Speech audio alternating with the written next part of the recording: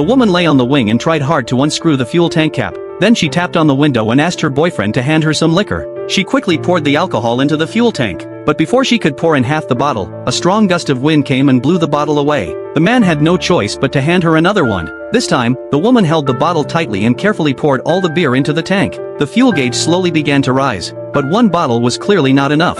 The woman grabbed a bottle of strong liquor and kept pouring. Soon, the fuel gauge rose by 10%. For the first time, they saw a chance of survival. But just as the man handed her the last bottle, he accidentally dropped it. The helicopter began to shake. Luckily, the woman reacted quickly. She grabbed the wing and steadied herself. Now that they had no more alcohol to add, the woman had to return to the cabin. Then came a piece of good news. Her boyfriend had just spotted a small island nearby, big enough for an emergency landing. If they could reach it, they might survive. The woman got back into the pilot's seat and turned the aircraft toward the island. But no matter how hard they searched, they could not find it. Even worse, they were running out of fuel. As the rotors slowly stopped spinning, the helicopter lost all power and began gliding through the sky. Just as the woman was falling into despair, the man finally saw the island. They decided to go for an emergency landing. As they dropped in altitude, the woman gripped the controls tightly and tried to keep the helicopter steady. But the landing still failed. The huge impact knocked them both unconscious. Water began rushing into the cabin. The aircraft quickly sank to the bottom of the sea.